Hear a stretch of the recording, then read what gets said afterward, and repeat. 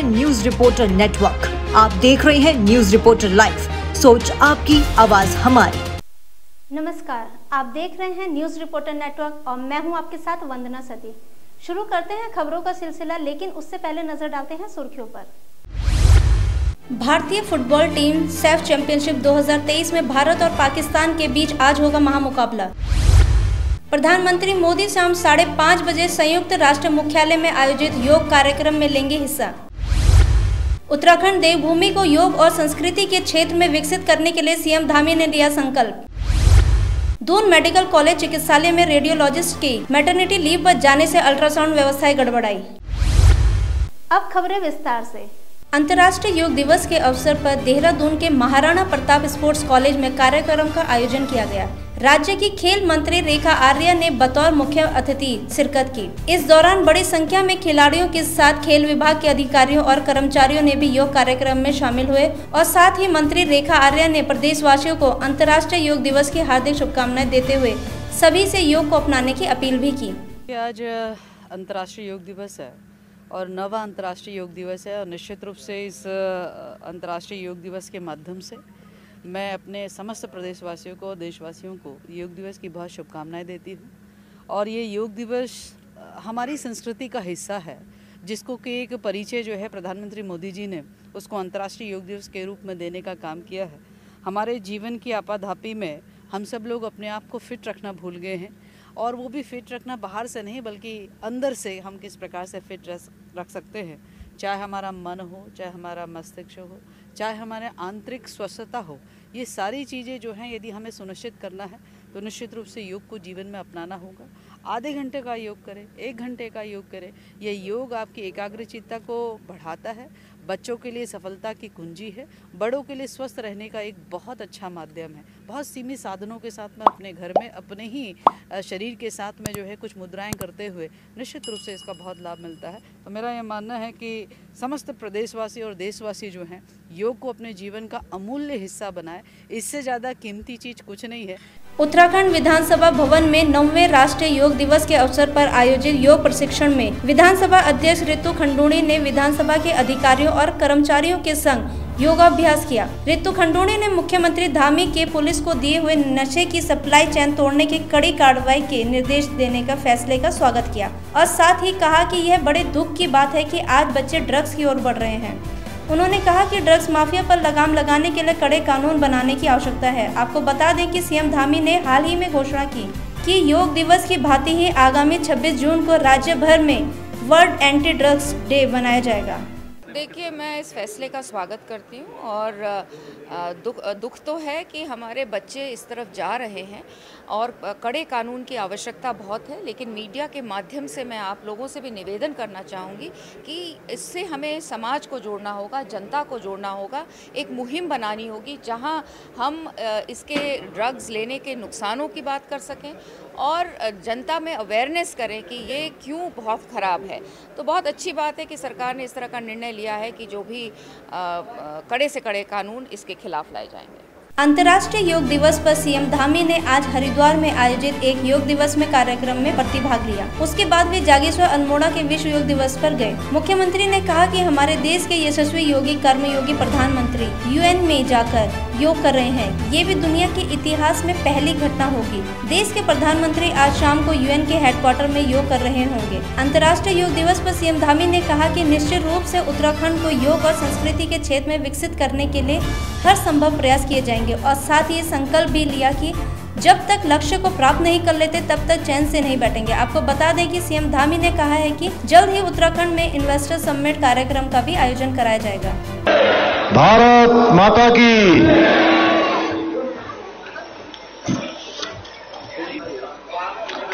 अंतर्राष्ट्रीय योग दिवस के अवसर पर आज बाबा की नगरी जागेश्वर धाम में हम सब लोग योग दिवस के अवसर पर योग के कार्यक्रम में यहाँ एकत्र हुए हैं। तो हो जाएगा। आज हमारे तत्वदर्शी और योग दृष्टा प्रधानमंत्री, महान योग साधक, उनके नेतृत्व में पूरी दुनिया में योग पहुंचा है। यह भारत और भारतीयों के लिए गौरव की बात है कि आज हमारे देश के यशस्वी प्रधानमंत्री मोदी जी वाशिंगटन में योग करने वाले हैं। ये केवल प्रधानमंत्री मोदी जी योग दिवस के अवसर पर वाशिंगटन में योग कर रहे हैं, केवल प्रधानमंत्री जी योग नहीं कर रहे हैं। भारत में रहने वाले 140 करोड़ लोग आज पूरी दुनिया के अंदर भारत के वाशिंगटन के अंदर उनके प्रतिनिधि के रूप में माननीय प्रधानमंत्री जी योग कर रहे हैं। योग दिवस पर प्रधानमंत्री नरेंद्र मोदी ने न्यूयॉर्क से संदेश जारी कर देश को संबोधित किया। पीएम मोदी ने कहा कि योग ही है कि भारत की अपील पर 180 देशों को योग को लेकर साथ आना ऐतिहासिक है। योग ने हमें एकजुट किया है। पीएम मोदी शाम करीब 5:30 बजे आज योग कार्यक्रम में हिस्सा लेंगे, जो संयुक्त राष्ट्र मुख्यालय में आयोजित किया जा रहा है। उन्होंने कहा कि 2014 में जब योग दिवस का प्रस्ताव संयुक्त राष्ट्र महासभा में आया तो इसे रिकॉर्ड संख्या में देश ने अपना समर्थन दिया। आप सभी देशवासियों को अंतर्राष्ट्रीय योग दिवस की बहुत बहुत शुभकामनाएं। हर वर्ष योग दिवस के अवसर पर मैं किसी न किसी आयोजन में आप सभी के बीच उपस्थित रहता हूं। आप सबके साथ मिलकर के योग करने का आनंद भी यादगार रहता है। लेकिन इस बार विभिन्न दायित्वों की वजह से मैं अभी अमेरिका में हूं, इसलिए आप सभी से वीडियो संदेश के माध्यम से जुड़ रहा हूं। साथियों, आपको ये भी बता दूं कि भले मैं आपके बीच योग नहीं कर पा रहा हूं, लेकिन योग करने के कार्यक्रम से भाग नहीं रहा हूं। और इसलिए आज शाम को भारतीय समय के अनुसार शाम 5:30 बजे करीब संयुक्त राष्ट्र यूएन के मुख्यालय में जो विशाल मात्रा में योग कार्यक्रम हो रहा है, मैं उसमें शामिल होऊंगा। भारत के आह्वान पर दुनिया के 180 से ज्यादा देशों का एक साथ आना ऐतिहासिक है, अभूतपूर्व है।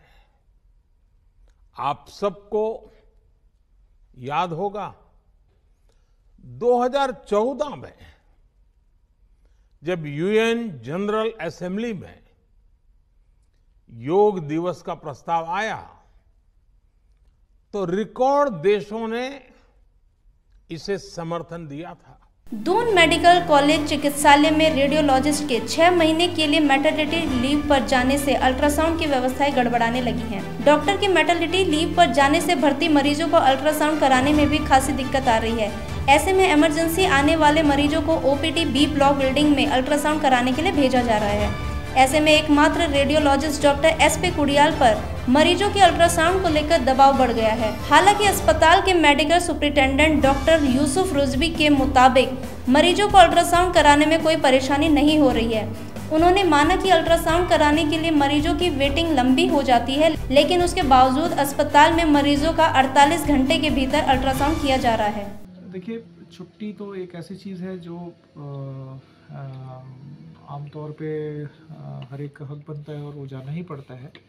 हम लोगों का निरंतर प्रयास रहता है कि जो भी स्टाफ है, ख़ासतौर पे जो क्रिटिकल एरियाज़ में रेडियोलॉजिस्ट हों या कार्डियोलॉजिस्ट हों, वो ज़्यादा से ज़्यादा रहे और इसकी हम लोग समय समय पर एडवर्टाइज़ करके पद भी क्रिएट करते हैं और लोगों को लाने की कोशिश करते हैं। तो इस समय प्रयास जारी है, लेकिन फिर भी कुल मिलाकर के जो हॉस्पिटल की फंक्शनिंग होती है वो एक टीम वर्क होता है। तो ऐसा नहीं होता कि यदि कोई एक डॉक्टर चला गया है तो पूरा हॉस्पिटल बैठ जाता है। लगभग 350-400 डॉक्टर्स हैं और इसमें से ज़्यादातर स्पेशलिस्ट हैं हमारे पास। तो ओवरऑल हम मरीजों की देख रेख करने में पूरी तरह से सक्षम हैं। लेकिन हाँ, आपकी बात सही है कि कुछ हद तक तो इफेक्ट आता है, लेकिन मुझे पूरा विश्वास है। योग दिवस के अवसर पर सूचना महानिदेशक बंशीधर तिवारी ने देहरादून के निवासियों के लिए एक बहुत बड़ा ऐलान किया है। डीजी सूचना का कहना है कि योग शारीरिक एवं मानसिक रूप से व्यक्तियों को मजबूत बनाने का काम करता है और हर किसी को अपनी दैनिक दिनचर्या में योग को जरूर अपनाना चाहिए, जिसके लिए MDDA द्वारा बनाए गए राजपुर स्थित पार्क में, जो कि योग की थीम पर ही बनाया गया है, उसमें अब प्रतिदिन देहरादून के स्थानीय निवासियों को हर सुबह योग का निःशुल्क प्रशिक्षण दिया जाएगा। आपको बता दें कि इस प्रशिक्षण को लेकर कोई भी व्यक्ति हर सुबह MDDA द्वारा बनाए गए पार्क में पहुंच सकता है। किसी भी प्रकार की कोई भी फीस इस प्रशिक्षण को लेने के लिए नहीं ली जाएगी। तन के साथ मन को भी शांति और सुकून देने की एक क्रिया है और जो हम कहते हैं कि prevention is better than cure, तो रोगों को दूर रखने का भी एक बड़ा ये कहें हमारे जो प्राचीन शास्त्र हैं, जो आयुर्वेद है, उसकी एक ऐसी पद्धति है कि योग अपना करके हम निरोग और स्वस्थ रख सकते हैं अपने को, साथ ही मन को प्रसन्न भी रख सकते हैं। एक राजपुर पार्क MDDA ने बनाया हुआ है और उसमें वो योगा पार्क की थीम पर ही बना है। तो आज हम लोगों ने अपना योग वहीं ऑर्गेनाइज किया था और हमने तय किया है कि एक योगा इंस्ट्रक्टर रख करके जो देहरादून के निवासी हैं उन सभी को सुबह प्रतिदिन हम निःशुल्क योग की जो प्रशिक्षण है उसको प्रदान करेंगे। कांग्रेस मुख्यालय देहरादून में आज कांग्रेस प्रदेश अध्यक्ष करण माहरा और पूर्व मुख्यमंत्री हरीश रावत ने संयुक्त प्रेस कॉन्फ्रेंस की। केदारनाथ मंदिर के गर्भगृह की दीवारों पर लगाई गई सोने की परतों को लेकर कांग्रेस सरकार पर हमलावर हो गई। इस प्रेस कॉन्फ्रेंस में पूर्व कांग्रेस प्रदेश अध्यक्ष गणेश गोदियाल ने कहा कि मंदिर समिति ने पहले इस सोने को 230 किलो का सोना बताया और अब इसे 23 किलो बताया जा रहा है। बाकी सोना कहाँ गया? इसके साथ ही उन्होंने सरकार से मांग की है कि सरकार एक विशेष SIT का गठन कर मामले की निष्पक्ष जांच कराए। इसलिए मैं उनकी पहचान इस रूप में कर रहा हूं कि जो 2005 में दिए थे उस व्यक्ति ने स्वयं कहा था कि मैंने 2005 में वो काम किया, इसलिए मैंने ये बताया कि मेरे साथ ऐसी वार्ता हुई थी। बाकी इंडिविजुअल किसी का नाम यहाँ से लेना मैं उचित नहीं। देखिए मेरी बात सुनिए, अगर उस व्यक्ति को कोई रसीद नहीं दी गई उस समय और उसने चाहे तांबा ही लगाया तो हम कहीं डिफॉल्ट में नहीं है।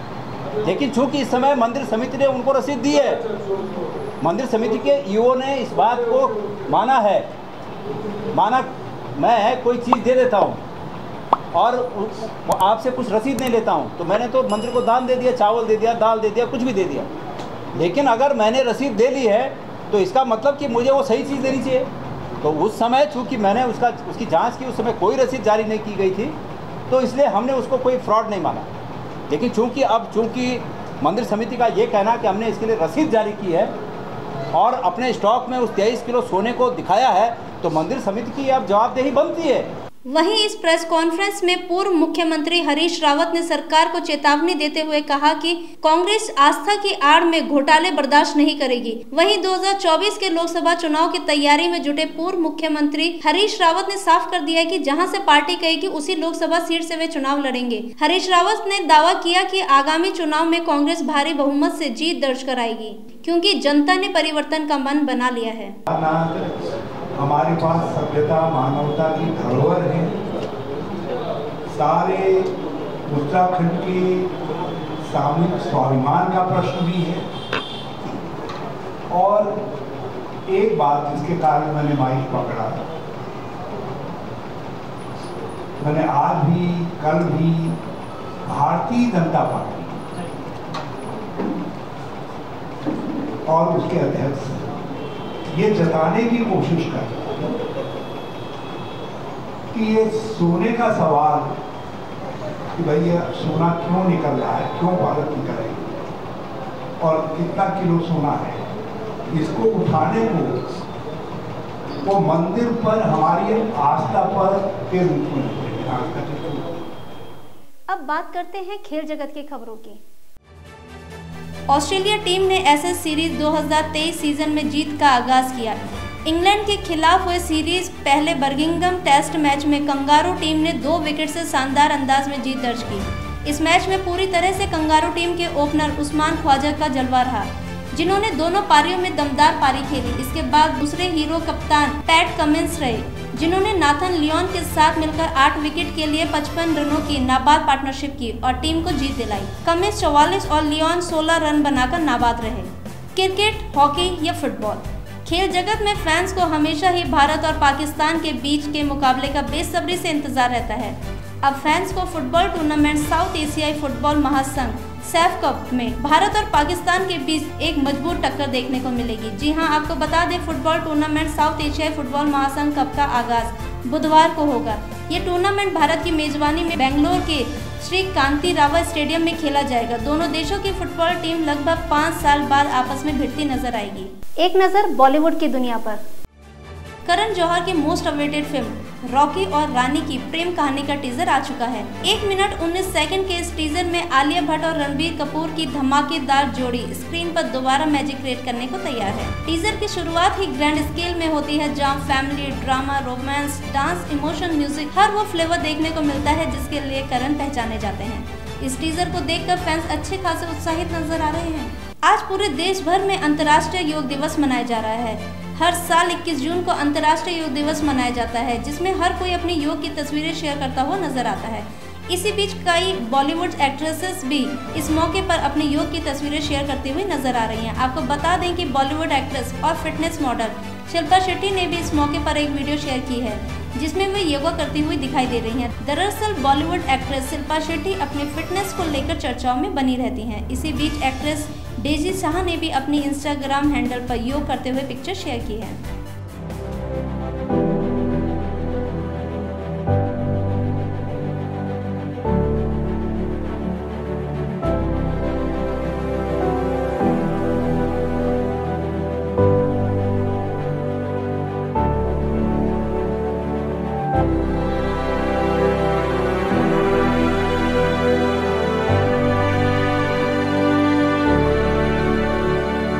खबरों का सिलसिला यहीं समाप्त होता है। कल फिर मिलेंगे ताजा तरीन खबरों के साथ। देखते रहिए न्यूज रिपोर्टर नेटवर्क। धन्यवाद।